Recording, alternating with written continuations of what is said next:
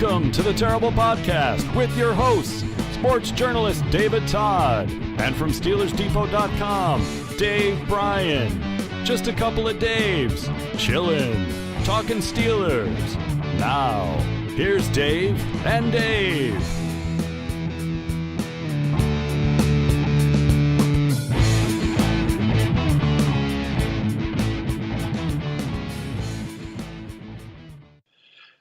Welcome to the Terrible Podcast with Dave and Dave. He's Dave Bryan of SteelersDepot.com, the place to get your latest, greatest Steelers information. And I'm David Todd, and it's Season 9, Episode 12. And Dave, the Steelers get a little home game coming up Saturday. They get a good week of work in this week, as we've talked about. Maybe some thunderstorms this afternoon, but it's supposed to be kind of good weather from here till, through game time on Saturday, more or less. So let's get into it. We got a special guest coming today. Yeah, Chris Hoke, longtime. I'm a longtime fan of his, obviously ex-Steeler, and he's a longtime listener to the program as well. We don't have Chris on probably enough, and we're going to try to make up for it a little bit today with him, talking about some preseason and talking about the Steelers defense, what he's seen so far. Don't let me forget to have him give us an update on his boy as well too. Plays football. I think he went through an injury last year, so I think some of the listeners might want to hear a little bit about an update on that as well. Yeah, absolutely. And why don't we get into, Steelers didn't practice on Monday when we spoke last, so not a ton of news, but we get guys speaking, and the good thing is Kevin Colbert and Mike Tomlin get a chance to speak, and we learn a little bit more about kind of the behind the curtain stuff. Because look, as in training camp, nobody's that forthcoming, and I am always a little bit amused by the view of teams of state secrets. And Dave, I'll just tell you a little aside.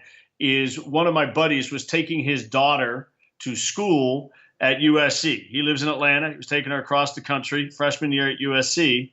And they have one day a year where they have an open practice. And it happens to be kind of this time of year because all the new kids are coming in and parents are coming in. And he's walking around and he starts taking some pictures with his iPhone of the practice. And he said guys were on him so fast. Coaches and security were screaming at him and basically threw him out of practice. And he's like, I'm some dude from Atlanta. I'm just taking pictures because it's kind of cool. I'm at a USC practice. And they're worried about, like, in the background, I'm going to see, 58s playing, outside linebacker instead of lined up someplace different. He said it was unbelievable. And I kind of feel that way. I mean, that's college. I've heard a guy got thrown out of USC's practice, USC as in Upper St. Clair, Pittsburgh's practice, running around the track while they were having practice. So you can imagine at the highest level of the Steelers, they keep information high and tight, as they say. So when we get a chance to hear from Kevin and Mike and we get a little bit coming out, we get to talk about it and write about it. And that's an interesting point because when you look at how teams around the league conduct training camp, and especially the Steelers, I mean, you look at some of the, take Hard Knocks, for example. They show some of those training camp practices on there. They don't have probably I guess like an eighth of the amount of people show up fan-wise for those things, and obviously it's such a unique situation with the Steelers, and I guess you could say the Packers as well too, the way they do things and the way they cater to fans during training camp. Look, I mean, in the age of the internet, social media, more and more videos come out from practice and all like that. You really wonder how much they're able to do and how fearful they are sometimes. Because you could technically, I guess, if you wanted to send Joe Blow scout to St. Vincent College and have him film pretty much damn near the whole, entire practice. Now, I don't know how much you would learn from that, but, it's just something that makes you wonder sometimes. Yeah, I mean, look, this goes all the way back to, the beginning of time, when spies are going forward in the ancient days to, check on the campsites of the attacking warriors on the opposing side. I mean, this is nothing new about spying on your opponent. And obviously, I think in football terms, the most famous stuff is the Pats situation way back when, filming the opposing sidelines and taking advantage of that. And I get the view of Steeler Nation that the Patriots are cheaters and blah, blah, blah. But you go back, you look through sports. I mean, there's one of the famous sports expressions, if you ain't cheating, you ain't trying. And it goes back to stealing signs in baseball and everything else that goes on. I just, if you're losing a game because somebody's walking around practice and seeing you, then you're probably not quite good enough to begin with. And the hyper secrecy about injuries, look, I get it. I get, in hockey, the upper body, lower body, they don't want guys targeting exactly what the injury is. But, it's refreshing sometimes when you see the opposite side of things. And there are some coaches and general managers out there, Jim Rutherford being one of them, who are just completely forthcoming about everything. And honestly, it doesn't seem to inhibit them doing their job or their teams being successful. So I don't know exactly what the right answer is, but it is what it is. Speaking of injuries, looks like Joe Hayden with a stinger might make his debut against the Titans. So that's one starter on defense that we've yet to see going to be out there. I doubt we're going to see T.J. Watt with that hamstring injury of his. Let's see who else is ailing on the defensive side of the football. Of course, Sean Davis. I don't think he played against the Packers, so I think he should be back out there this week against the Titans as well. Mike Hilton. I think we mentioned this on the show the other day. We'll have to see what happens with him, injured on that opening kickoff.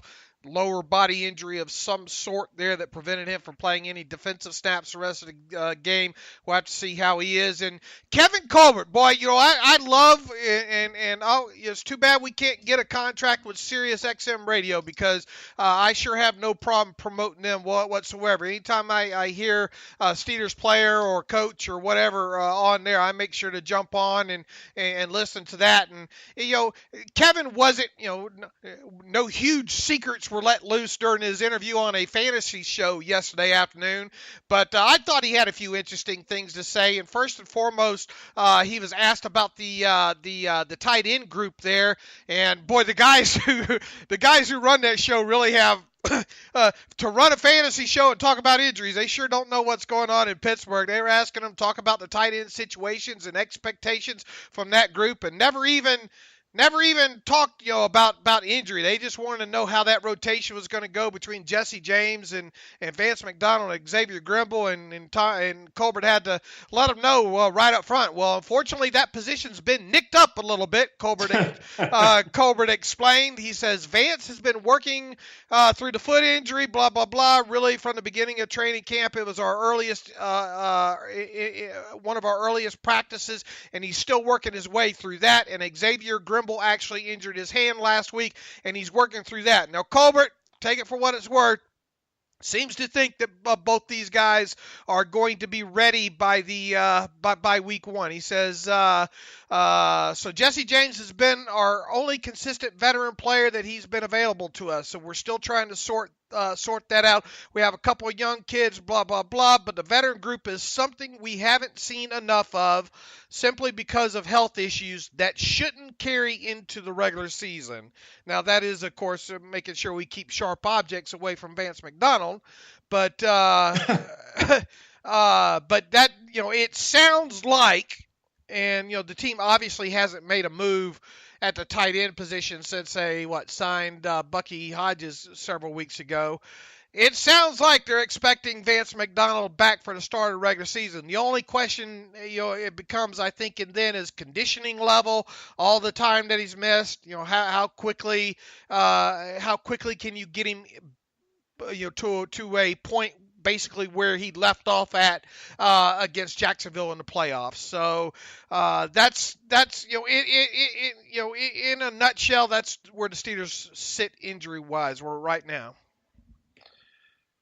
Yeah, it's unfortunately, look, we talked about this. We talked about, where the Steelers are going to go in the draft. What are they going to do? And when you kind of probably a little bit surprising to all of us, when you took a quarterback in the third round. Look, you got the pick from Martavis Bryant. When you took the quarterback in the third round, a guy that you presume, if things go the way you hope, a guy who isn't going to help you this year, you're obviously looking long term. But we knew there were two positions in particular, inside linebacker and tight end, that we thought, maybe they could use some additional depth. And we're sitting here talking about inside linebacker and tight end because they don't have that depth. I'm not going to tell you right now that it was a good pick or a bad pick to take Mason Rudolph where they took him. They got, as we've pointed out, and Dave has in particular pointed out, they got great value for Martavis Bryant in being able to make the trade. And then, so you do say, okay, well, this is we got value we didn't expect here. We're going to invest that in the future. And that's what they did. And that may turn out to be one of the great Steeler draft picks of all time. But in making that pick, you obviously did not really invest in this year's team with a very strong asset. And so they didn't go inside linebacker. They didn't go tight end. And now we're sitting here, wondering if those two positions are going to be up to snuff for the Steelers to make a deep playoff run. Man, you really got me frazzled now because our half-hour pre-show planning meeting for this episode that we had, I expected to broach this topic a little bit later when we're talking about a prediction, but being as how you've moved it up in the batting order, you got to. We don't do a lot of planning, folks. It's a little bit by the seat of our pants. How do you this show would probably be? We already call it the Terrible Podcast. I mean, how bad would this show be if we actually planned other than the 3 minutes? Hey, how you doing? I look like Ted Kaczynski this morning. Terrible, god awful podcast. Here is how. Let's talk about these three things. Ready, set, put your headphones on, go. All right. I wasn't going to hit on this until later, but now that you've kind of led me to the water here. Down the primrose path. Right. I was thinking to myself last night, and I do that a lot, believe it or not. What is going to be the rub on Steelers general manager Kevin Colbert if this team doesn't, let's say this team, look, we all expect, regardless of what's on the field right now, we expect this team to make the playoffs, correct? Absolutely. It'd be shocking disappointment if they didn't. All right, let's assume they make the playoffs, but they bow out before the Super Bowl.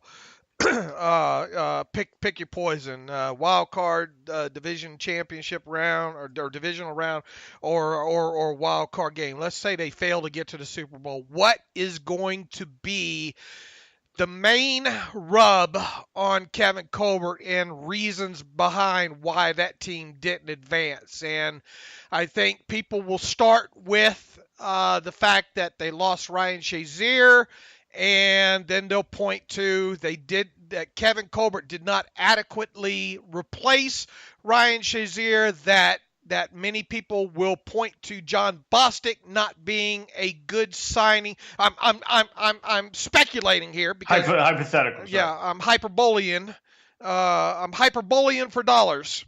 I wonder how. I like that one. I like that. I wonder how many people remember Bowling for Dollars. Oftentimes I sit back and I wonder how many people remember the Don Kirshner Rock Show. Do you remember the Don Kirshner Rock Show? No, but I got Bowling for Dollars, and they used to there was a guy, Nick something in the early 70s in Pittsburgh who got busted fixing the lottery, the daily lottery on the show. Like it would be, now it's 7:00 and here's the daily number.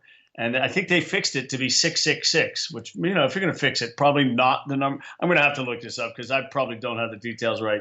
But, that was a little scandal in Pittsburgh in the early 70s. That betting thing with the BC, right? That they did the 30 and 30 on Don Kirshner Rock Show or rock concert. That was great television back in this 70s, 80s. Anyway, back to the topic here. The rub on, talking about the inside linebacker position for starters will be one of the main things I could see being the rub on Kevin. Look, I'm still not mad at no inside linebacker in the first round. Have you noticed what's going on with Rashaan Evans over in Tennessee right now? I did not. I did not see what's going on. He's still having problems getting on the field due to an undisclosed injury. And remember, for those who don't remember, Rashaan Evans, the inside backer out of Bama, went, what did he go, 22-ish, somewhere in there? Yeah, he was the guy that people think, I'm pretty sure the Steelers were trying to trade up to get him, and that kind of thing. Obviously, they didn't, and Vanderlei obviously went way earlier in the round as well, too. So I'm not mad because we're basically Vander Esch. What I call him, Vanderlei? Vanderlei. I would too much Seinfeld. That's a chip or something. I watched too much Vanderlei Industries. Vander Esch out of Boise State, obviously didn't get him. But long story short, I'm not mad that they didn't go inside linebacker there with what was on the board, and because Rashaan Evans is still struggling with. Remember, he's the kid that didn't run the 40 and had that groin injury, at Alabama. There were a few medical red flags maybe surrounding him. I'm not so mad about that. I still. I didn't have Terrell Edmonds, obviously, as a first-round pick. All right, move on from that. I'm obviously okay with what transpired with Martavis Bryant, getting the third-round pick for him, and then them turning around and immediately drafting, James Washington in the second. I think you can still look at those first two picks right now where we sit here today and not be mad. Now, where the rub's going to get on Kevin, I think, or I speculate, should this team not make it to the Super Bowl this year, is what they did in the third round. Drafting a quarterback in Mason Rudolph that, let's face it, the jury's going to be out for him for a couple of years still. And that's 1 year after you drafted a quarterback in Joshua Dobbs in the fourth round. So there's going to be a big red circle around Mason Rudolph for this year. And there's also, even though, you can't predict what would happen to Gerald Hawkins and all like that, the Chukwuma Okafor pick, there's going to, quite honestly, how much do you expect him to play right now? And, absolutely fair point. Ideally, you hope he doesn't play it down. I guess, one of the things you look there is you say, okay, you lost Hubbard and you got a wild card in Hawkins, and you haven't seen him, so you haven't seen enough of him, and Gilbert's got a little bit of injury history, and Villanueva's whatever. So that if you're going to build for depth, you're constantly going to be drafting on the offensive line. The Steelers have had great luck, and knock on wood, the offensive line being, after having so many years of not health on the offensive line, they've had pretty good health on the offensive line, and they've had good backups. I look at the Rudolph pick a little differently than the Chooks pick. But a fair point. Neither of them expected to contribute this year, whereas you could absolutely have drafted an inside backer and tight end and have expected them to be on the field this year. Right, and what I'm getting at is maybe you get an inside linebacker there, with some athleticism. The kid out of Memphis, I think, who ended up, where did he end up? Cleveland, Avery, or Jannard Avery, I think. And then obviously, look, my point being is those two names this season are going to be circled in red, and then let's look past that as well too. Let's look at the fifth round, the two fifth-round picks. Did you really need a jack of all trades, master of none running back in Jalen Samuels right now? A kid that, quite honestly, look, we don't even know if he's going to make the 53-man roster this year, and if he does, is he even going to play 100 snaps? And then your other fifth-round pick, obviously being a safety in Marcus Allen, who, battling through. And he's going to make the team. might not going to make the team. You have the seventh round selection in Frazier. That's probably not going to make the team either. So we've already gone through a couple of draft picks here that are going to be circled where the Steelers may have could and especially taking a kid like Marcus Allen after you've already taken a safety in the first round in Terrell Edmonds, and make no mistake about it, Marcus Allen is not a guy that's probably going to play on the back end on top of it. He's probably better suited to play in the box, whereas, of course, Edmonds, you hope, has more versatility, can play all over the place there. And so there you go. Mason Rudolph's going to be circled. Chukwuma Okafor is going to be circled. Marcus Allen, and really the final three picks, Marcus Allen, Jalen Samuels, and Joshua Frazier, are all going to be circled as well too. So theoretically, this draft, if things go as you hope they will health-wise, Terrell Edmonds and James Washington are the only two that are going to be on the field contributing for you this year. And then thus you're going to go back to saying, well, couldn't we have used a couple of those other picks maybe to give us a better chance to help the defense with guys that maybe can contribute now? And then also people are going to look at, maybe, could you have done a better job in free agency when it comes to John Bostic? Obviously, look, I know a lot of people are down on this defense right now. I'm not passing judgment. They were good against the run against Green Bay, not so good against the pass, obviously. They had the tackling issues in both games so far. But let's remember that we haven't seen the first team defense yet. As a whole, there's still a lot of questions that need to be answered. I'm not going to pass judgment on them right now. Am I concerned at outside linebacker, at all linebacker positions right now? Absolutely. Do I think the secondary should be better? Well, you got pedigree in there now. You got a lot of pedigree in the back end of that, so you would hope that the secondary is going to be better. I'm not worried about guys like Cameron Hayward, Stephon Tuitt, but those linebackers, yeah, there's reason to be concerned.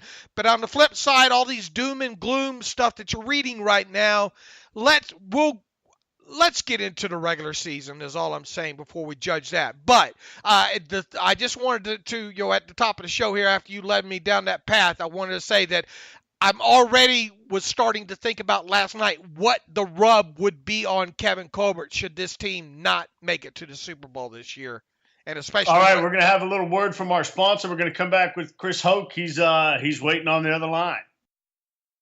Okay, our first guest of season 9 and one of our all-time favorite guests, former Steeler and friend of the show. I think we can say that genuinely. Our man Chris Hoke joins us now on the bat phone. Chris, happy end of summer to you. Always great to have you with us. Hey, it's always great to be on this podcast and be able to be a part of what you guys are doing. You guys put together a great, just really informative. I love listening to you guys. Well, that's awesome. We had a chance just to chat for a second before we got on the air, but I know we've talked about your family in the past, and I know our listeners like to be up to date on what's going on. And you told us you got a house full, and they're clearing out tomorrow. I can't wait, Dave. I can't wait till the kids go back to school. I love them to death, but when you have 5 kids from 17 down to 7, and it's just nonstop all day long, it's hard to get anything done. So I look forward to them going to school. And then also that means that football starts. And I got 3 boys playing football, 2 at the North Allegheny High School here in Pittsburgh, and they kick off their season on Friday night. So just a couple of days from now. How's Jamie doing? Yeah, your wife? She's doing great. She did. She does triathlons. So she did 2 triathlons this year. She qualified for the national triathlon in Cleveland. She did a few weeks back and did really well. So I'm proud of her. That's fantastic. How's the boy that had the surgery? He's doing great. I appreciate it. Thanks for asking. He had his ACL done by Dr. Bradley and rehab. John Norwood from the Steelers really a lot, was involved with his rehab, and he was cleared. I don't know, a couple months back, 100%. He's full steam ahead. He's out there in the middle of that defense again, and also playing short yardage running back. So it's great to see him out there running around again. It's good for him too. He really loves playing football, and last year was probably one of the toughest years of his life. Was that Cade or Nate? Cade's the senior. Nate's the sophomore. Where are they? North Allegheny High School. Oh, yeah. So, go ahead. No, it's interesting because, they're both linebackers, and my oldest son, Cade, he plays stud linebacker, and then my sophomore is a stud linebacker, and he backs him up. So you got the sophomore backing up the senior. I'm hoping they move him over to Mike and let them play on the field together. Well, good stuff. For those who don't live in Western Pennsylvania, North Allegheny is one of the perennial, powers in the top size schools. So you got, if you're picking a school to root for, you got NA. Put NA on your list. In Western Pennsylvania high school football. Dave, why don't you kick us off, because we've talked about this stuff off air, and why don't you lead the charge for us? Yeah, Chris. One of the things that we always do, and I know you notice on Steelers Depot, is we do a lot of the contextualization stuff and try to break down the film on both sides of the ball as best as we can. Obviously, we disclaimer that a lot, or as much as we can. We don't know everything that's supposed to happen, but recently I contextualized the pass rushing successes that Bud Dupree had against the Green Bay Packers, and he had a sack in that game. He had a quarterback hit in that game as well too. Had a couple other pressures that came up the middle and all like that, and he kind of took offense to that, to what I wrote up about that. Basically, saying that, just scheme, just preseason scheme related. My first question to you, and I know you may have covered this before, maybe with me on a previous podcast, I don't remember, but how much preparation goes into, let's say, the first two preseason games, especially under a guy you obviously played under, Mike Tomlin, for a few seasons there? Yeah. How much do they ask? What goes into, what are these defensive linemen and these edge rushers, and really the defense as a whole? What are they asked to work on? I mean, obviously there are some play calls called, and you would think guys like edge rushers would want to work on something other than just a speed rush around the edge. How much goes into the preparation? And with all the fans right now that are, probably got a bad taste in their mouth so far about this defense, what does it mean right now, being as how this unit has been missing, 5 starters or whatever it is, and based on what you've seen through the first two preseason games? I know that's a lot I just gave you there, but feel free to hit on. Yeah. I think you asked the same question 3 different ways, but I'll answer this question for you. And really the question, and answer your question, is the preparation for the first 2 preseason games very minimal. They might work the day before the game on a walkthrough. The 2 days before, they'll run some cards out. But really, preseason game 1 and 2, they focus more on their craft. They're focusing more on just improving their skills at every practice. This week now coming up, when they play the Titans this Saturday, they will run this as you mentioned. This is a game-like week. And so they'll structure it accordingly. They'll game plan for the Titans, et cetera. But Bud Dupree, as you look at it, what he does in the preseason is great, but what matters is what he does in the regular season.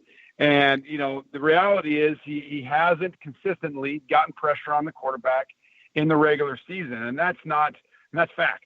And the Steelers are hoping, by picking up the option in his contract, they're hoping that he turns the corner. They're hoping that the last few years, because of all the injuries and the games he's missed, has really slowed down his progression, that this season will be the turning point for him. That's why they picked up the $8-9 million contract, and they moved him to the other side. His weakness is that he gets pushed beyond the quarterback. He's got to look at film, and he's got to watch himself and be very critical and be able to adjust his game. And when he gets to that 3rd step or that 5th step, he's got to commit that he's either going to speed rush around the outside or he's going to counter inside. He can't get pushed beyond the quarterback, because now you're playing with 10 guys.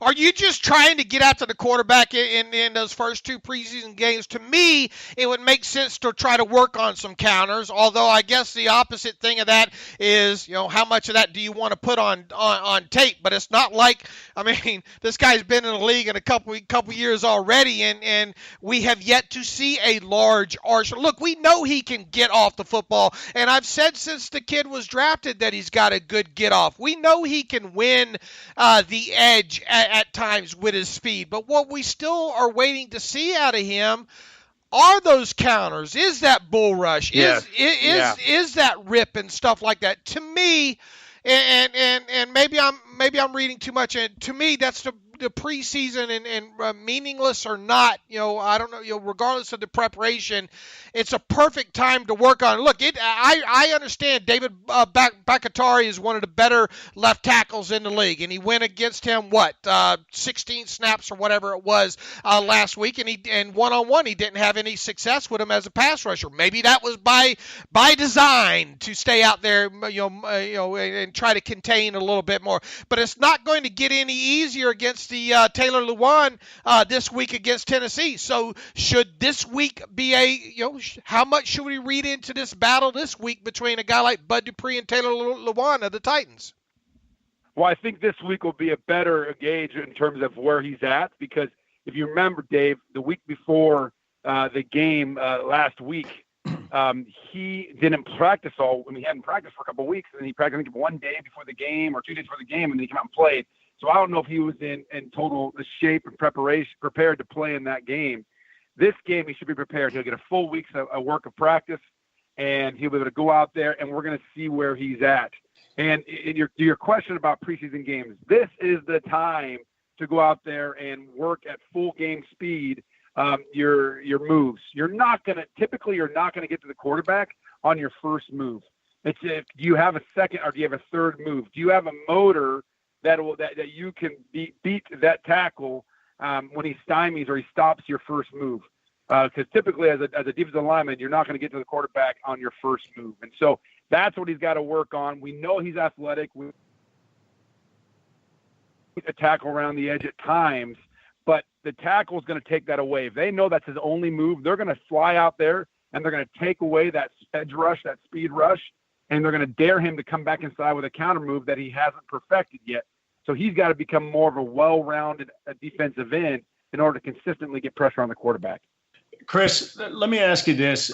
This is something that obviously Steeler Nation loves to debate, all this stuff, and maybe you can put this stuff in perspective for us. Let's talk first about how important it is to be in camp for Le'Veon Bell versus Bud Dupree. Oh, it's more important for no question. Bud Dupree needs to be in camp more than Le'Veon Bell. Bud Dupree doesn't have as many snaps under the lights as Le'Veon Bell. I think that Le'Veon Bell, it's important that he gets there now, fairly soon, because he still needs a couple of weeks to get that timing down. But if you're comparing both of them, I think Bud Dupree needs that time for his development. Right. For his development. Right. I don't think he's still reached his potential. I don't think he's reached that where he should be right now. And so he needs all the snaps he can get for to become who he needs to become. Le'Veon Bell's already become an elite player. He just needs to be there for timing purposes and for building that camaraderie with the team. Would you argue that if you had to pick a guy to miss the preseason, not for injury, probably Le'Veon Bell in terms of coordinate? Every guy on the defense basically has to coordinate with every other guy on the defense. Maybe a nose tackle doesn't have to coordinate maybe quite as much. I mean, you can obviously speak to that, but the linebackers, coverage guys, all those guys, you get. I know the nose drops as well. I mean, the coordination on the defense has to be between 11 guys.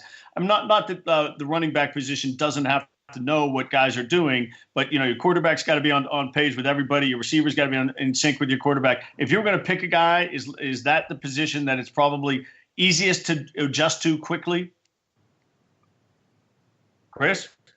I think we lost Chris. All right. Why don't we Chris, do we still have you? No, but are we still recording? Yeah, we're still recording. Well, I've been a big believer. I've really loved watching James Conner and his development, and so that's making people kind of think, well, really what's going to happen at the running back position. But if you look at the overall, I think that Bud Dupree needs this preseason to really convince the coaches that they made the right decision in extending that option and taking that option on the contract, and that he's going to be a player for him. In the same vein, talking about the defensive coordination, and there was some talk in the offseason and coming into camp that there was too much miscommunication. And certainly Dave and I have talked about this over the past couple of years. I mean, look, you've been in this defense. You know exactly when it happens. Laymen like us can see when it happens. What generally is the cause of that? Is that because the verbiage doesn't get obviously I'm sure that it's different things at different times, but is it usually because the verbiage doesn't get processed right and guys that are playing different defenses because the communication isn't good, or is it because guys don't know what they're doing? I think it's communication. I really do. I really believe that what's being communicated out there on the field is not consistent. There's different calls coming in. Guys in the back end getting a different call than the guys in the front end, and they are not in sync. And I believe that's the reason why at times last year they looked like they were out of sorts. And it's unfortunate that that's going on. They've got to clean that up. There's got to be clean communication from the sideline to Vince Williams, and making sure that there's one message being broadcasted, one call being broadcasted to the whole defense, so everybody's on the same page. Because last year, many, many times, they weren't on the same page. What have you seen so far out of this defense through two preseason games? What do you like? What do you dislike? What would you tell fans that are wringing their hands right now, saying no way this defense can help this team compete for a championship? Well, if you're talking about the defense, it's right now they've got a lot of work to do, I believe. I think that they need to improve, in the run game. Right now, they're not stopping the run, and they're struggling there. And I really think that they've been really susceptible to the run in the middle of the defense. And if you watch the film the last two games, they've done a really good job of attacking the middle. And so they've got to shore that up there. I really like the development. I really like the way I've seen Terrell Edmonds play. I like the way he's playing out there. I think he's only going to keep getting better and better and better as he gets more confident, and he's going to be a big-time player for this defense. I look on the offense, and I love the way they're running the football. And I'm an old-school guy, man. If you can stop the run and you can run the football, you can impose your will on your opponent. And so I like the way they're running the ball with James Conner. I like his vision and his quick-to-speed ability that he's shown. And I think the offensive line is doing a good job. The first team offensive line doing a good job of protecting the quarterback. And we'll see how that goes this Saturday when Bing gets in there. Do you wish you were able to one gap more during your playing time? There's no question, Dave.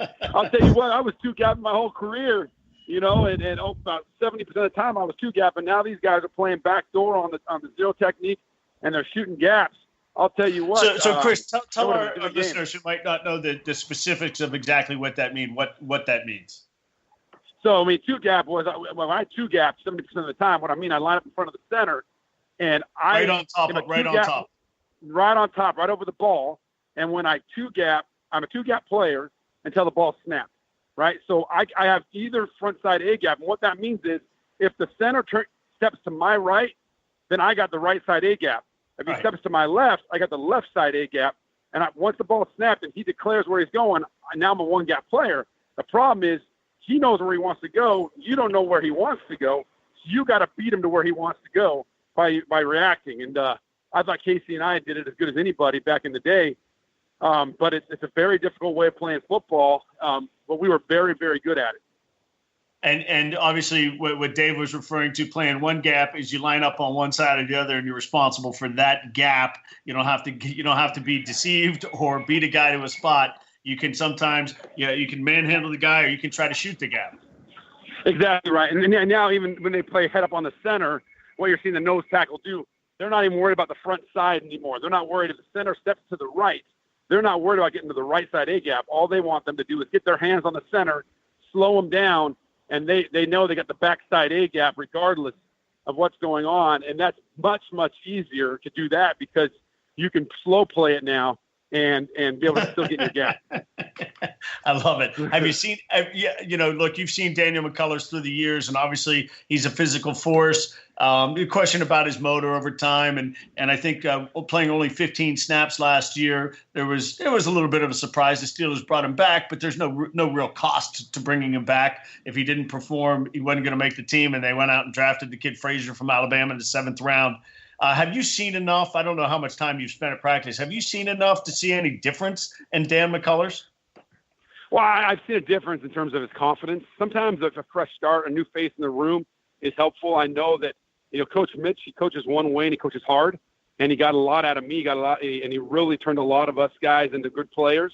If that style didn't work with Dan McCullers. Dan McCullers is more of a sensitive guy and not an intense, passionate guy. He's more of a laid-back, big, I call him the big grizzly, right? He's just a big guy, but he doesn't respond well to that kind of coaching. And now he's got a coach, and the coach is a little different. He's responding better. And I think I know we've seen improvement in Dan McCullers' play. What I want to see is in order for him to take the next step, he's powerful, he's big, he's strong, but he still struggles to get off blocks. He still struggles to get off and get a sack. He could push the center right back into the quarterback, but the issue is him getting off and making the sack. And if you look at his technique, it's one simple flaw that he could fix. When he comes up, he's lazy with his hands. He puts his hands on the outside shoulders of the center, the outside shoulder of the guard, and they just slide their hands right into the yoke of the pads and grab the pads, and they control them. They get pushed back, but he can't get off blocks. So he's got to really work diligently on his hand placement, getting his hands inside. And if the centers or guards get their hands inside him, knocking them down and replacing so he can get off blocks, or he'll never get off blocks. What do you expect out of this? I mean, do you think the fears should be there right now? I guess with the defense. Look, I told David before we got on with you, we'll learn more about this defense 3 or 4 games into the season here. But people are going to be wringing their hands possibly about the inside linebacker. But it was going to be hard to replace Ryan Shazier and his athleticism anyway. But on the back end, would you think that they finally have some pedigree on the back end of that defense in the secondary? So you would hope that we won't see those explosive plays and all that we saw last year. And really, if Hayward and Tuitt can both stay on the field and stay healthy, they should be fine up front. So to me, really, the only concern is all the linebacker positions on this team. Yeah, listen, you talk about the back end of the defense. You wish that Sean Davis could have gotten more snaps in the preseason. I think that he needs to continue to come on and develop as a player to shore up that free safety position. Morgan Burnett, I think we're still looking to see him really come on the scene. You've seen him make some good plays, but also some things that concern you in terms of his angles of the football. And I think that really is just a result of lack of practice time. Not just him, but in terms of full speed practice time and reps. You're seeing a lot of bad angles of the football right now, but I think that he's going to be a good player for the team, for the Steelers. And up front, you're right. When you get Cam in there, Cam makes a world of a difference. He dominates the line of scrimmage. So right now, what you want, you're looking to get some growth and some help at that inside linebacker position. And I know those guys are good players, but to try to replace Ryan Shazier, who is really a guy that would, if you're looking for a linebacker to play the style of defense to face the opposing offenses today, Ryan Shazier's the guy. He's just got great speed, and he's a guy that can run down almost every single play. They don't have a guy that's even close to Ryan Shazier right now. One final question from me, and I'll turn it back over to David to close you out here. What would you name as a strength, one main strength and one main weakness of defensive coordinator Keith Butler? You've known Butts for a long time. What would one main strength and one main weakness be of Keith Butler as a defensive coordinator? I think the strength is I think he's a great teacher. I think I really know that he's a good teacher. I've been in the room with him as a player and as a coach. He does a great job. I'll go two. He connects well with the players. The players really like him, and when you really like your coach, you're going to fight for your coach. One of the things I think that he needs to improve on is getting these guys to take what's taught in the classroom and then taking it to the field. I think at times there's a disconnect with some players from being taught what's in the classroom to taking it onto the field, and that's the most important thing. It's not what you know, it's how you can do it.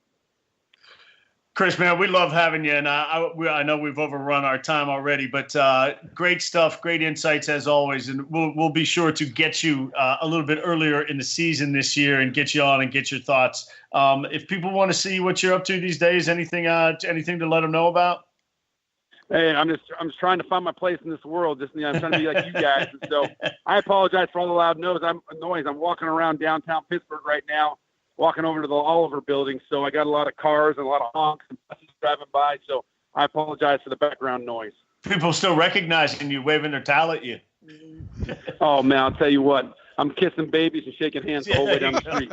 There you go, man. Hey, listen, great stuff. Appreciate, best wishes to your wife and your kids on the start of the school year, and as always, thanks so much for your time. All right, guys. Thanks. Take care. All right, Dave, always good stuff from Chris. Your idea to get on Monday to get him back on, and it's always great to talk to him. Hokey Bro 76 on Twitter. What is it? Hokey? It's Hokey Bro. Hokey Bro. Hokey Bro 76 on Twitter. If you listen to this and you enjoyed that, reach out to Chris on Twitter and let him know, just like you did with Charlie Batch when Alex and I had him on a couple of weeks ago. That means a lot. It lets these guys know that they're being heard and appreciate, and everybody appreciates their time. So man, I could talk to Hokey for quite a while. Yeah, good stuff. And it was funny. He told us, you love he said it before he said it on the show. He's like, the kids 12:30 last night when they're up, they don't really, they're not paying attention to the dad's alarms going off at 5:30 in the morning. So he said he loves his kids, as he said, and happy to have them go back to school for a little while. So, all right. And some good insights there. And I'm sure we'll be talking about some more of that. And, I think he confirmed a lot of the things that we kind of think, but it's always good to hear from, a guy who's been in the trenches. And certainly Dave and I have been in trenches, but not the trenches on the football field. Okay, Dave, Eli Rogers, my man, Eli Rogers is probably how I should refer to him from now on. Poor kid, going to start, obviously still rehabbing that knee injury from last year, as we kind of declared with the help of Dr. Mel several weeks ago. Undoubtedly, at this point, going to start the regular season on the reserve PUP list. That means he's going to miss the first 6 weeks of the season, and on top of that, now as of yesterday, he's got a 1-game suspension for violating what the league was it, substance abuse policy with him. Disappointment for sure with them. I don't think we know for sure yet, what element of that, and the league's not going to probably disclose that anyway when it comes to what the exact violation was. But look, for a guy in his position that you're kind of wondering, what his place on this team is going to be. He didn't help himself by getting, by throwing disciplinary issues, which, we've run into that a little bit in the past with him, not to the extent of Martavis Bryant, but it goes back to the year he wasn't on the team, and Danny Smith talking to him, and I don't know if Eli. People probably remember the story when Eli's going up the hill his first year, and Antonio Brown's taking ball number 75 off the jug machine, and Mike Tomlin's just like, basically, what the hell are you guys doing? Take a look. Go look at what 84 is doing, And so, work ethic and discipline have been, as much as I like Eli Rogers, I'm the first to acknowledge that work ethic and discipline have not always been up to snuff.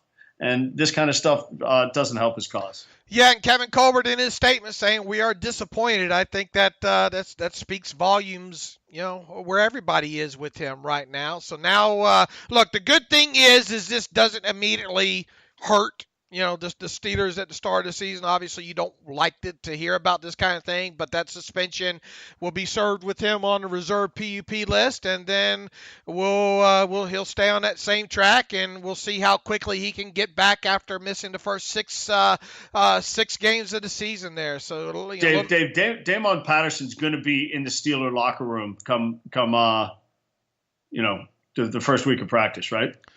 63 guys. He's going to be in there, right? Oh, yeah. I mean, undoubtedly, if he doesn't make the 53-man roster, you would think that he, barring something unforeseen, him getting picked off by another team, Practice squad for sure. And Kevin Colbert talked a little bit about him as well as Ola Daney the other day on that fantasy show as well too. Kevin Colbert was asked to name a couple of sleepers, on the 90-man roster, and I thought Kevin would kind of take the easy way out here, saying, well, not name names in so many words there, but he did. He named Patterson, he named Adaney, and says, look, there's been some kids that have done some things. Damon Patterson, the wide receiver, and Ola, our outside linebacker from the University of Toledo. He said they've shown some flashes in preseason work, and a challenge for those guys is to show that consistency in their production and prove that they deserve roster spots. And again, flashes are one thing. Consistency is something that will get them both those full-time opportunities. So we're still looking for more. The sleepers usually force their way onto your team just through that consistent play. So hopefully those guys can continue that, and they make those decisions easy for you because they make it obvious. So obviously, two important weeks upcoming for both Patterson and Daney and Matthew Thomas, the linebacker out of Florida State as well too. Definitely, that trio of three guys, even though Kevin Colbert did not mention Matthew Thomas during that interview, are guys that, they've got the attention, and rightly so, and let's see how those guys can close it out now to close out the preseason. Yeah, those are guys, we talked about Frazier and Samuels and, the kid from Penn State, Allen, maybe those guys aren't going to be around, and you assume a couple of them are ticketed to the practice squad, but it's these, you don't always get it right in the 5th round or in the 7th round, and some of the undrafted free agents people don't get right either because they turn out to be very good players, and so. Yeah, we'll be, this will be an important week for all those guys, a very important week for those guys when they get time. Dave, our Andy Benoit of SI.com and Monday Morning Quarterback has made his preseason predictions, put it out there, and he's got the Steelers beating the Pats in the AFC Championship game, taking on the Atlanta Falcons in the Mercedes-Benz Dome in Atlanta in Super Bowl 53, but losing 27-24. Yeah, and look, I like some of the things Andy does, film-related stuff and all like that. Yeah, I think it is good film stuff. We'll see how he didn't know a couple of weeks ago that the Chargers had lost a cornerback, I don't think. So that he got caught with a tweet in his mouth there, I think, particular. But overall, I think Andy does an okay job. Look.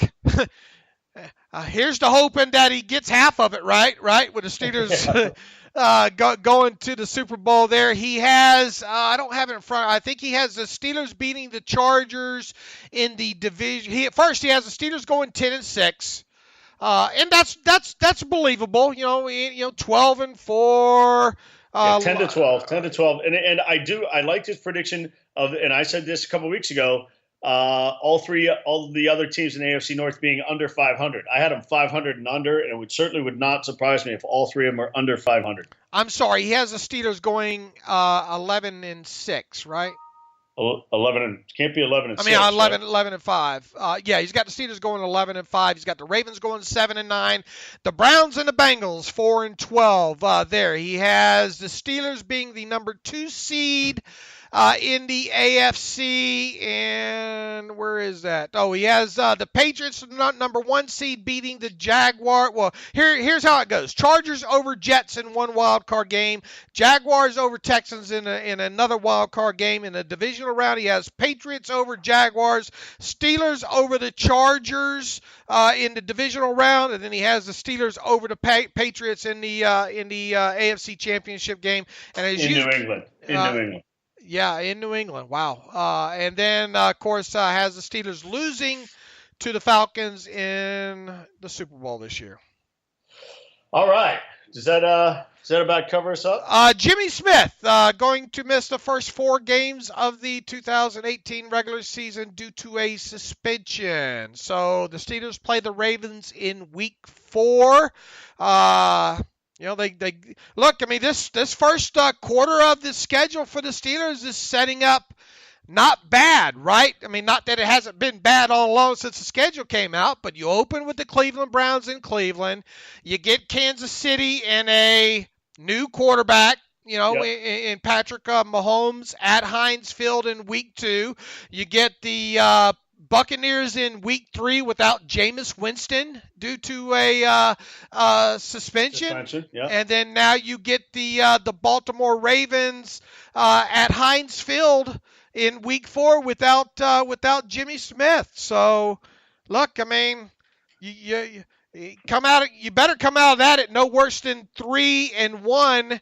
And I would say if you had to pick a loss in there, you would hope that it would be the Buccaneers, I guess. Yeah, sure. You don't want the loss. You don't want it in the division, and you'd rather have it not be in the conference. So yeah, if you're going to pick one, if you got to choose, if you had to be 3-1, you'd take a loss to the Bucs. Right. So I mean, and then that should give this defense some time for us, to get a look. The defense is going to be in a no-win situation in week 1, right? Because you lose, and the Steelers in general, you lose to the Browns in week 1. Boy, that hot metal bridge is going to be busy. If they beat the Browns, well, they're supposed to beat the Browns, right? Yeah, right. Exactly. So that kind of thing there. But anyway, we'll get further into this. We'll preview the Steelers preseason game a little bit more against the Titans on Friday. Boy, I sure did enjoy having Hokey Bro on today.